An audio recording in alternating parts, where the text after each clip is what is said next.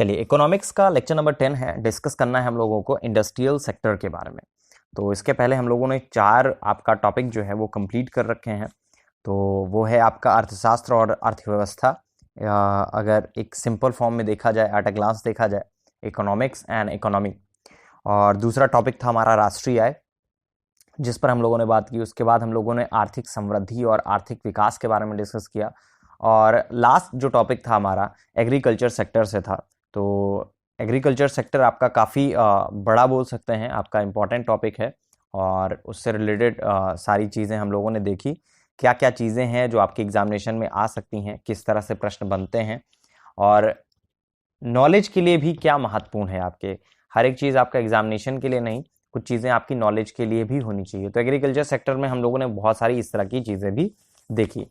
अभी जो हम लोगों को डिस्कस करना है इस लेक्चर में, तो हम लोगों को इंडस्ट्रियल सेक्टर के बारे में डिस्कस करना है। मतलब अगर हिंदी में बात की जाए तो औद्योगिक क्षेत्र के बारे में डिस्कस करना है। इसमें हम लोग क्या क्या देखेंगे, औद्योगिक विकास का महत्व देखेंगे, और औद्योगिक नीतियाँ देखेंगे, 1948 की हो, 1977 की हो, 1956 की हो, 80 की हो, 69 की हो, 73 की, 86 की, 91 की।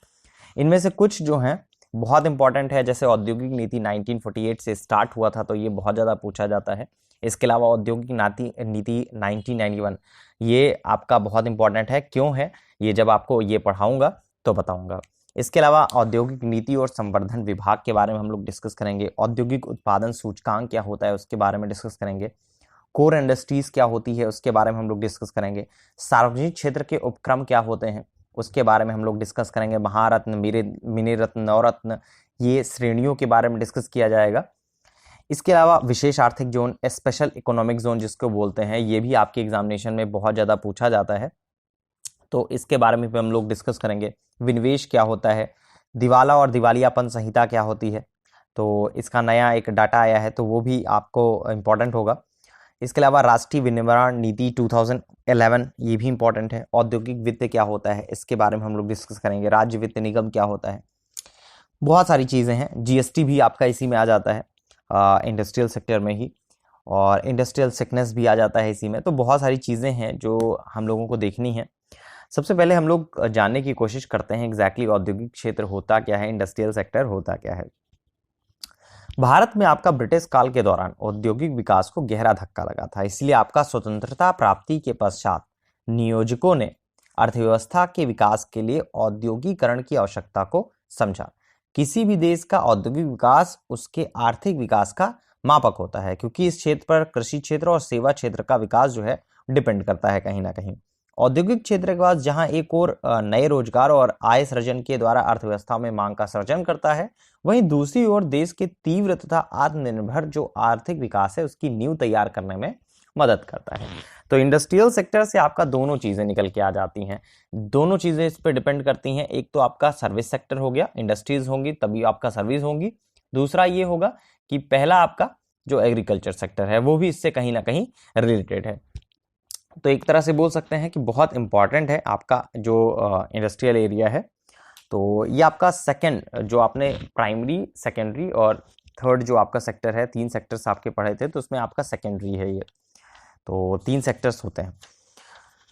और अगर हम लोग औद्योगिक विकास के महत्व के बारे में डिस्कस करें, इंपॉर्टेंस ऑफ इंडस्ट्रियल ग्रोथ के बारे में डिस्कस करें, तो उद्योग आर्थिक समृद्धि के अधिकेंद्र के रूप में कार्य करते हैं। औद्योगिक क्षेत्र का विकास जो है आर्थिक समृद्धि और आर्थिक विकास के लिए बहुत ज़्यादा इंपॉर्टेंट होता है। उद्योग रोजगार के नए नए अवसरों का सृजन करने में सहायक होते हैं। इसके अलावा उद्योग जो है विकास प्रक्रिया में एक लगातार जो ग्रोथ होती है वो प्रदान करता रहता है। औद्योगिकीकरण ने उपभोक्तावाद को बढ़ावा दिया है कहीं ना कहीं, और उद्योग जो है आधारिक जो संरचना है विकास को सुविधाजनक बनाता है। औद्योगिक विकास और आधारिक जो संरचना है उसका विकास आपस में एक दूसरे से कहीं ना कहीं जुड़े हुए हैं। औद्योगिक क्षेत्र जो है कृषि उत्पादों का प्रसंस्करण कर मूल्यवर्धन करता है। यह आपका कृषि आधारित उद्योगों को कहीं ना कहीं बढ़ाता है। औद्योगिक क्षेत्र सेवा क्षेत्र के विकास के लिए भी एक आधार निर्मित करता है, और ये आपका व्यापार, यातायात और संचार, बैंक और जो बीमा और अनेक सेवाओं के लिए एक इंपॉर्टेंट रोल प्ले करता है, जिसके बारे में अभी हम लोगों ने डिस्कस किया ही कि कहीं ना कहीं आपका जो इंडस्ट्रियल एरिया है वो आपका एग्रीकल्चर और दूसरा आपका सर्विस सेक्टर, इन दोनों पे बहुत ज़्यादा इम्पैक्ट डालता है और ये आपके लिए, दोनों के लिए बहुत इंपॉर्टेंट है। आप कुछ इंडस्ट्रियल पॉलिसीज के बारे में बात कर लेते हैं। तो औद्योगिक नीतियां देश में औद्योगिक विकास की कार्य योजना प्रस्तुत करती हैं। औद्योगिक नीति जो है औद्योगिक विकास के लिए आधारभूत ढांचे का निर्माण करती है और औद्योगिक विकास को गति और दिशा प्रदान करती है। पहले तो हम लोग औद्योगिक क्षेत्र हेडिंग डालेंगे और उसके बारे में 2 लाइन लिखेंगे इंट्रोडक्शन में। उसके बाद हम लोग इसके 2-3 महत्व के बारे में डिस्कस कर लेंगे, जिससे कि कभी आपका ये एग्जामिनेशन में आए, क्योंकि ये अगर आएगा तो इस तरह से क्वेश्चन बन सकता है कि औद्योगिक विकास का जो महत्व है वो दर्शाइए। 250 शब्दों में आपको लिखना होगा। इस तरह से आपका ये क्वेश्चन जो है वो बन सकता है। 2-4 पॉइंट्स में आपका ये क्वेश्चन नहीं बनेगा, बिकॉज इसमें आंकड़े तो आपके कम ही होते हैं। 1948 का हो गया, तो फिर अगर वहां पे पूछा गया आगे की चीजें तब तो ठीक है, यहाँ पे बन सकता है। लेकिन अगर सिर्फ परिचय पूछा गया, इसके महत्व का विकास पर महत्व डालिए, या फिर आपका इस तरह से क्वेश्चन बना, तो फिर ये आपका 250 शब्दों का हो जाएगा। हेडिंग डालिएगा औद्योगिक क्षेत्र, इंडस्ट्रियल सेक्टर। इंडस्ट्रियल सेक्टर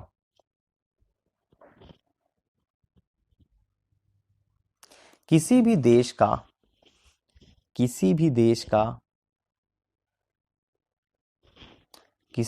का औद्योगिक विकास उसके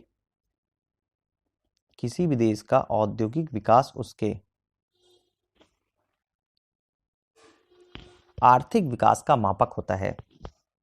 आर्थिक विकास का मापक होता है। आर्थिक विकास का मापक होता है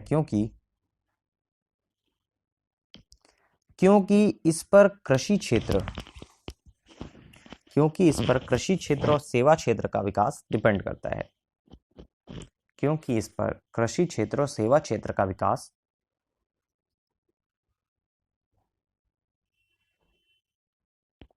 निर्भर करता है।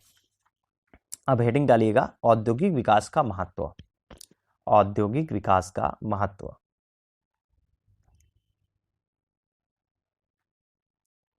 उद्योग रोजगार के, इसी में लिखिएगा, उद्योग रोजगार के नए नए अवसर प्रदान करता है।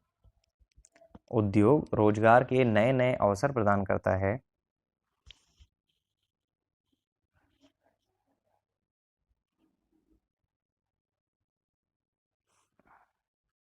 औद्योगिकरण ने उपभोक्तावाद को बढ़ावा दिया है। औद्योगिकरण ने उपभोक्तावाद को बढ़ावा दिया है।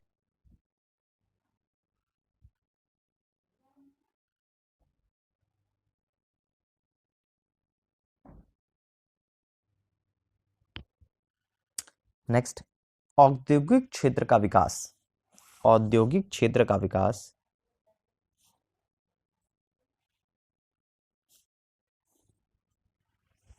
आर्थिक समृद्धि और आर्थिक विकास के लिए, आर्थिक समृद्धि और आर्थिक विकास के लिए आवश्यक होता है। आवश्यक होता है।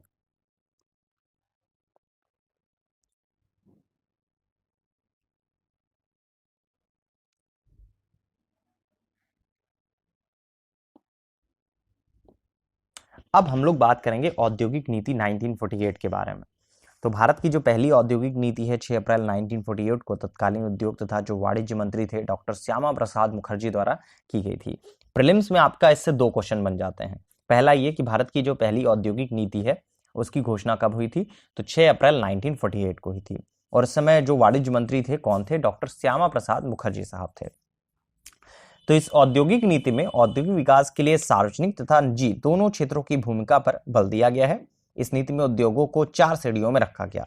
पहली श्रेणी, द्वितीय श्रेणी, तीसरी श्रेणी और चतुर्थ श्रेणी। पहली श्रेणी के बारे में बात करें तो इसमें 3 महत्वपूर्ण उद्योग रखे गए जिन पर सरकार एकाधिकार सुनिश्चित किया गया। इस श्रेणी में 3 उद्योग थे, अस्त्र शस्त्र, युद्ध सामग्री और परमाणु ऊर्जा व रेल परिवहन।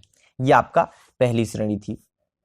जो द्वितीय श्रेणी आई उसमें हम लोग बात करें तो इसमें 6 उद्योग रखे गए, जिनकी स्थापना का जो उत्तरदायित्व था सरकार द्वारा निश्चित किया गया, परंतु पुरानी इकाइयों को निजी क्षेत्र में ही बने रहने दिया गया। इन उद्योग में शामिल था कोयला, लौह इस्पात, वायुयान निर्माण, जलयान निर्माण, खनिज तेल, टेलीफोन, टेलीग्राफ और वायरलेंस के यंत्र व उपकरणों का निर्माण। इस नीति के तहत यह तय किया गया कि इसमें आपका निजी औद्योगिक इकाइयां जो है कार्य करती रहेंगी, लेकिन 10 वर्षों बाद उनके कार्यों का मूल्यांकन किया जाएगा और यदि आवश्यक हुआ तो इनका राष्ट्रीयकरण किया जा सकता है।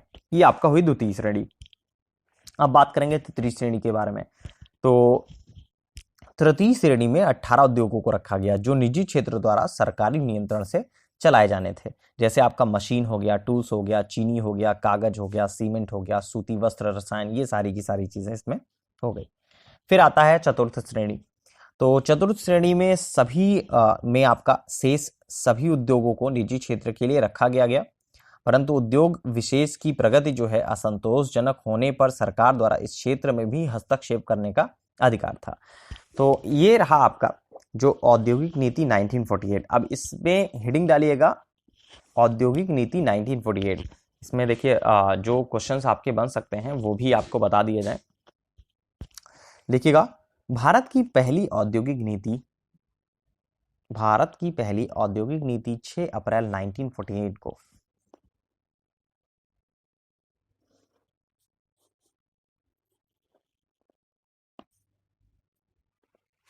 भारत की पहली औद्योगिक नीति 6 अप्रैल 1948 को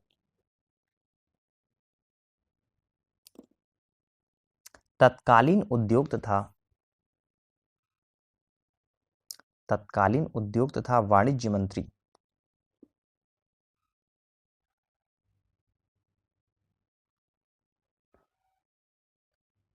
डॉक्टर श्यामा प्रसाद मुखर्जी द्वारा की गई थी। डॉक्टर श्यामा प्रसाद मुखर्जी द्वारा जारी की गई थी।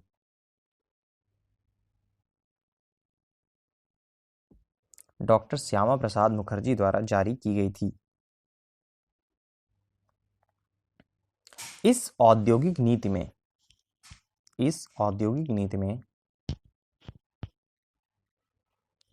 औद्योगिक विकास के लिए सार्वजनिक तथा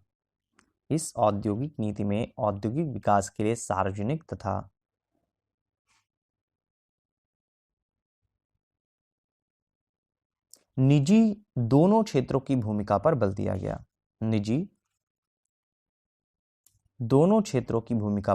गया।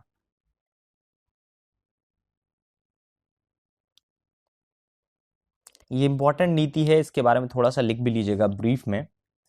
इस नीति में उद्योग को 4 श्रेणियों में रखा गया। एक ये है 1941 का और 1948 का, और दूसरा औद्योगिक नीति 1991 की। वो तो बहुत ही ज़्यादा इंपॉर्टेंट है, नई आर्थिक नीति थी वो, तो वो भी बहुत ज़्यादा इंपॉर्टेंट है। तो ये जो है, अगर औद्योगिक नीतियों के बारे में बात की जाएगी तो ये दोनों आपके बहुत ही इंपॉर्टेंट हो जाते हैं, 1948 और 1991। तो 1948 और 1991। तो हम लोग औद्योगिक नीति 1948 पे हैं। प्रथम श्रेणी लिखिएगा, उसमें प्रथम श्रेणी में 3 महत्वपूर्ण उद्योग रखे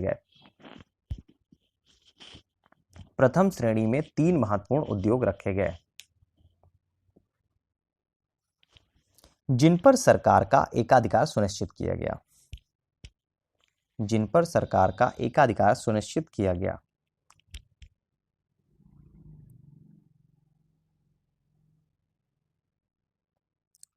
इसमें थे अस्त्र शस्त्र,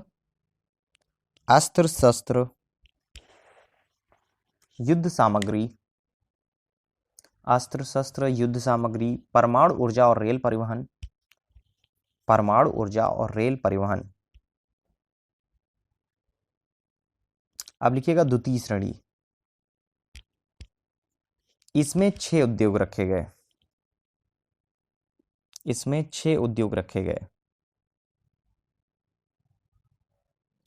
इसमें शामिल थे कोयला, लौह इस्पात, वायुयान निर्माण, जलयान निर्माण, खनिज तेल, टेलीफोन, टेलीग्राफ तथा वायरलेस के यंत्रों व उपकरणों का निर्माण तथा वायरलेस के यंत्रों व उपकरणों का निर्माण। अब बात करेंगे तृतीय श्रेणी के बारे में, थर्ड श्रेणी के बारे में। तो इसमें 18 उद्योगों को रखा गया, इसमें 18 उद्योगों को रखा गया जो निजी क्षेत्र द्वारा सरकारी नियंत्रण से चलाए जाने थे, सरकारी नियंत्रण से चलाए जाने थे। जैसे मशीन टूल्स चीनी, जैसे मशीन टूल्स चीनी, कागज, सीमेंट, सूती वस्त्र आदि।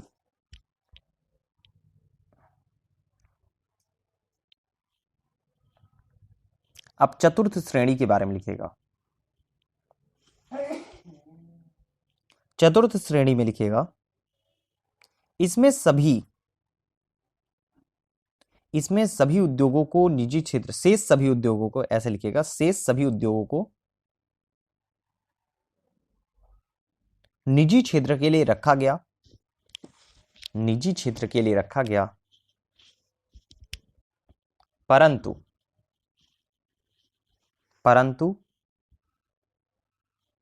परंतु उद्योग विशेष की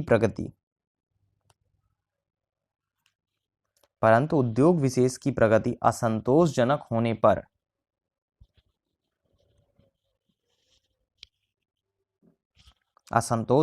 पर सरकार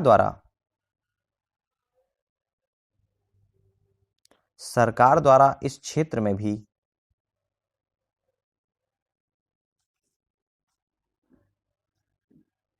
हस्तक्षेप करने का अधिकार था।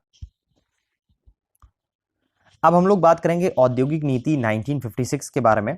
तो औद्योगिक नीति 1956 में उद्योगों का 3 श्रेणियों में वर्गीकरण किया गया। अनुसूची ए में 17 ऐसे उद्योगों को रखा गया जिनकी स्थापना और विकास जो है सार्वजनिक क्षेत्र के उद्यमों के रूप में की जानी थी, और इन उद्योगों पर केंद्र सरकार का संपूर्ण एकाधिकार और नियंत्रण था। उन्हें आपका सार्वजनिक क्षेत्र के उद्यम के नाम से जाना जाता था। वहीं पे अनुसूची बी की बात की जाए तो अनुसूची बी में 12 ऐसे उद्योगों को रखा गया जिसकी स्थापना जो थी निजी तथा सार्वजनिक दोनों क्षेत्रों के रूप में की जानी थी। उन उद्योगों के भावी विकास की दिशा में राज्य द्वारा प्रयास किया जाता था, लेकिन निजी उद्यमकर्ताओं को स्वतंत्र रूप से अलग राज्य के साथ सहयोग करते हुए नई इकाइयों की स्थापना के अवसर प्रदान किए जाने थे। अनुसूची जो 3 थी, मतलब जो सी थी, उसमें अनुसूची ए और बी के उद्योगों के अतिरिक्त अन्य सभी उद्योगों को निजी क्षेत्र के लिए छोड़ दिया गया। निजी क्षेत्र में उद्योगों की स्थापना के लिए सरकार से लाइसेंस लेना आवश्यक बना दिया गया। 1956 की औद्योगिक नीति में तीव्र आर्थिक समृद्धि के लिए लघु, कुटीर और माध्यम उद्योगों के महत्व को स्वीकार किया गया, और इस औद्योगिक नीति में औद्योगिक विकास का जो नेतृत्व है सार्वजनिक क्षेत्र द्वारा किया गया। इस नीति में अनुसूची बी के सभी उद्योगों तथा अनुसूची सी के अनेक उद्योगों के लिए लाइसेंस लेना जो है अनिवार्य कर दिया गया, और इस प्रावधान ने अर्थव्यवस्था में लाइसेंस कोटा परमिट राज की स्थापना की। देश के अंदर बढ़ती हुई क्षेत्रीय असमानता को कम करने के लिए जो नीति है अर्थव्यवस्था के अत्यंत पिछड़े तथा अविकसित क्षेत्रों में नई सरकारी कंपनियों को स्थापित करने के लिए प्रतिबद्ध थी। अब इसमें जैसे इस्पात संयंत्र हैं, इसमें कुछ ऐसे लिख लीजिएगा, इस एक तरफ लिखिएगा इस्पात संयंत्र और एक तरफ लिखिएगा सहयोगी देश। ये आपका की पॉइंट्स हैं, यहां से आपके जो शॉर्ट क्वेश्चंस हैं प्रीलिम्स वाले वो बनेंगे। देखिए बता भी दूंगा मैं आपको कि कौन सा क्वेश्चन जो है वो आपका प्री लेवल का है और कौन सा क्वेश्चन जो है वो आपका मेंस लेवल पे और किस तरह से बनेगा। तो यहीं से आपको ये पता भी चलता रहेगा कि जो आप पढ़ रहे हैं वहां से आपका किस तरह से प्रश्न जो है वो बनते हैं। एक तरफ लिखिएगा इस्पात संयंत्र और एक तरफ लिखिएगा सहयोगी देश। इस्पात संयंत्र और एक तरफ लिखिएगा सहयोगी देश। भिलाई इस्पात संयंत्र, भिलाई इस्पात संयंत्र छत्तीसगढ़, भिलाई इस्पात संयंत्र छत्तीसगढ़। सहयोगी देश में लिखिएगा सोवियत संघ या रूस, सहयोगी देश में लिखिएगा सोवियत संघ या रूस। राउरकेला इस्पात संयंत्र उड़ीसा में है, राउरकेला इस्पात संयंत्र उड़ीसा में है और जर्मनी के सहयोग से बना, जर्मनी के सहयोग से बना। बोकारो इस्पात कारखाना, बोकारो इस्पात कारखाना झारखंड में है, झारखंड में है और सोवियत संघ रूस के सहयोग से बना।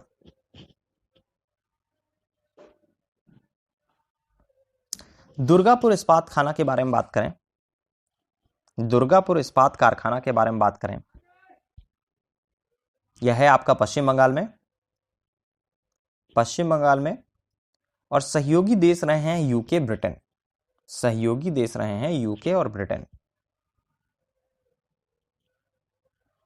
अब हम लोग बात करेंगे औद्योगिक नीति 1969 के बारे में, इंडस्ट्रियल पॉलिसी 1969 जो है उसके बारे में। तो इस औद्योगिक नीति में एकाधिकार तथा प्रतिबंधक व्यापार जो है प्रक्रिया अधिनियम पारित किया गया था और इस अधिनियम का जो उद्देश्य था कंपनियों की व्यापारिक तथा जो वाणिज्यिक प्रक्रियाओं हैं उनका नियमन करना था तथा आर्थिक सुधार के लिए एकाधिकार और केंद्रीकरण को कहीं ना कहीं रोकना था। ये हुआ आपका 1969 का औद्योगिक नीति। अब हम लोग बात करेंगे औद्योगिक नीति 1973 के बारे में, इंडस्ट्रियल पॉलिसी 1973 के बारे में। तो औद्योगिक नीति 1973 में मूलभूत उद्योग मतलब जो कोर इंडस्ट्री थी उसकी विचारधारा को अपनाया गया। मूलभूत उद्योग वे उद्योग होते हैं जो अन्य उद्योगों के विकास के लिए मूल रूप से महत्वपूर्ण होते हैं, जैसे आपका लोहा हो गया, इस्पात हो गया, सीमेंट होगा, कोयला हो गया, पेट्रोलियम हो गया, ये सारे के सारी चीजें। कुछ उद्योगों को आरक्षित सूची में रखा गया जहां केवल लघु और मध्यम उद्योग ही स्थापित किए जा सकते थे। इसके बाद आती है बारी औद्योगिक नीति 1977 की। औद्योगिक, देखिए लिखना नहीं है, जो मैं लिखाऊंगा सिर्फ आप उतना ही लिखिएगा, बाकी चीजें सिर्फ सुनिए और समझने का प्रयास करिए अगर समझ में आता है तो, क्योंकि इसमें समझना कुछ है नहीं कि कौन सी पॉलिसीज आई थी, कौन सी पॉलिसीज आई थी, मैंने बता दिया है क्लास में ही, आपको बता दिया गया कि औद्योगिक नीति 1948 और दूसरा औद्योगिक नीति 1991, ये दो आपकी बहुत इंपॉर्टेंट है और यहीं से आपका अक्सर एग्जामिनेशन में क्वेश्चन बनता है। लेकिन बाकी की चीजों के बारे में भी जानना कम से कम एक बार जरूरी हो जाता है। इंपॉर्टेंट तो आपको पता ही हो, लेकिन बाकी चीजें भी आपको जाननी जरूरी होती हैं। तो औद्योगिक नीति 1977 के बारे में बात कर लेते हैं। औद्योगिक नीति 1977 में ग्रामीण उद्योगों और लघु, कुटीर और माध्यम उद्योगों पर विशेष बल दिया गया। विकेंद्रीकृत औद्योगिकरण के द्वारा आम लोगों को औद्योगिकरण की प्रक्रिया से जोड़ने का प्रयास किया गया। लघु व कुटीर उद्योगों का विस्तार वृहद पैमाने पर करने के लिए जिला उद्योग केंद्र की स्थापना की गई। इस नीति में उत्पादन के लिए श्रम साधन प्रौद्योगिकी पर बल दिया गया और इस नीति के द्वारा अनावश्यक क्षेत्रों में विदेशी निवेश पर बैन लगा दिया गया। फिर बारी आती है औद्योगिक नीति 1980 की, 1980 की, इंडस्ट्रियल पॉलिसी 1980 की। तो इस नीति में तकनीकी हस्तांतरण मार्ग द्वारा विदेशी निवेश को फिर से अनुमति प्रदान की गई। MRTP सीमा में संशोधन कर इसे बढ़ाकर के 50 करोड़ कर दिया गया। उसके बाद बारी आती है औद्योगिक नीति 1986 की, इंडस्ट्रियल पॉलिसी 1986 की। इसमें क्या हुआ? औद्योगिक नीति 1986 के द्वारा विदेशी निवेश को अधिक सरल बना दिया गया तथा जो अनेक औद्योगिक क्षेत्र हैं उनको निवेश के लिए खोल दिया गया और इस नीति में औद्योगिक लाइसेंसिंग की प्रक्रिया को अधिक सरल बना दिया गया। एक तरह से ये बोला गया कि मार्केट अब ओपन हो रहा है, आप लोग यहाँ पे निवेश कर सकते हैं, इस टाइप से। तो MRTP सीमा को संशोधित किया गया तथा इसे बढ़ाकर करीब 100 करोड़ कर दिया गया, बड़ी कंपनियों को प्रोत्साहन किया जा सके, जिसकी वजह से अब 1950 से 1990 के दौरान औद्योगिक विकास की रणनीति के बारे में अगर हम लोग बात करें क्या रहा था, तो औद्योगिकरण की जो प्रक्रिया थी उसमें सार्वजनिक क्षेत्र की केंद्रीय भूमिका रही थी। निजी क्षेत्र को परमिट लाइसेंस राज्य के अंतर्गत द्वितीयक अर्थात सहायक की भूमिका निभानी थी। इसके अलावा औद्योगिकरण की प्रक्रिया को आयात प्रतिस्थापन के अनुसार आगे बढ़ाना था। घरेलू उद्योगों को विदेश प्रतिस्पर्धा से सुरक्षित रखना था। अर्थव्यवस्था में आपका आधारिक जो संरचना है उसके आधार को सशक्त करने की दृष्टि से बड़े पैमाने के उद्योगों का विकास करना था। रोजगार तथा आय समानता के उद्देश्य को प्राप्त करने के लिए छोटे पैमाने के उद्योगों का विकास किया जाना था। ये थी आपकी 1950 से लेकर 1990 के दौरान औद्योगिक विकास की रणनीतियों का प्रमुख जो विशेषताएं थी। अब जो इसमें दूसरा सबसे इंपॉर्टेंट है औद्योगिक नीति 1991 तो इसके बारे में हम लोग डिस्कस करें तो औद्योगिक नीति 1991 है क्या, 1991 है क्या, इंडस्ट्रियल पॉलिसी 1951 है क्या। 1990 में आर्थिक संकट का सामना करने के लिए भारत सरकार ने कई आर्थिक सुधार कार्यक्रम स्टार्ट किए, जिसे आपका नई आर्थिक नीति के नाम से जाना जाता है। 24 जुलाई 1991 की बात है जब तत्कालीन प्रधानमंत्री पीवी नरसिम्हा राव द्वारा घोषित की गई इस नई औद्योगिक नीति ने देश में एक वृहद आर्थिक सुधारों की प्रक्रिया की शुरुआत की। आर्थिक सुधारों को 3 विस्तृत घटक में बांटा गया: उदारीकरण की नीति, निजीकरण की नीति और वैश्वीकरण की नीति। तो उदारीकरण की नीति में था उद्योग और व्यापार के लिए लाइसेंसिंग के स्थान पर उदारीकरण हो। निजीकरण की नीति में उद्योगपतियों के लिए कोटा प्रणाली के स्थान पर निजीकरण हो। वैश्वीकरण की नीति में आयात तथा निर्यात के लिए परमिट के स्थान पर वैश्वीकरण हो, ग्लोबलाइजेशन की नीति हो। तो वैश्वीकरण, निजीकरण और उदारीकरण, ये आपका 3 चीजें इसमें आ जाती हैं। तो ये इसके बारे में अभी हम लोगों को बहुत सारी चीजें लिखनी भी हैं, क्योंकि आपका जो औद्योगिक नीति 1948 है उसके बाद जो सबसे ज्यादा इंपॉर्टेंट है और जो सबसे ज्यादा पूछा जाता है आपके पेपर में वो आपका औद्योगिक नीति 1991 है। तो फिलहाल इस लेक्चर के लिए इतना ही। नेक्स्ट लेक्चर में हम लोग औद्योगिक नीति 1991 के बारे में डिस्कस करेंगे। इसके अलावा हम लोग डिस्कस करेंगे सार्वजनिक क्षेत्र के कुछ उपक्रमों के बारे में, जहां पे हम लोग नवरत्न, मिनी रत्न, महारत्न, इन सब चीज़ों के बारे में डिस्कस कर लेंगे, कौन सी क्या चीज़ें होती हैं। इसके बाद स्पेशल इकोनॉमिक जोन पे आ जाएंगे, नेशनल इन्वेस्टमेंट फंड के ऊपर आ जाएंगे, एग्जैक्टली होता क्या है, इंडस्ट्रियल सिकनेस क्या होती है, इन सब चीज़ों के ऊपर हम लोग डिस्कस करेंगे। फिलहाल इस लेक्चर के लिए इतना ही।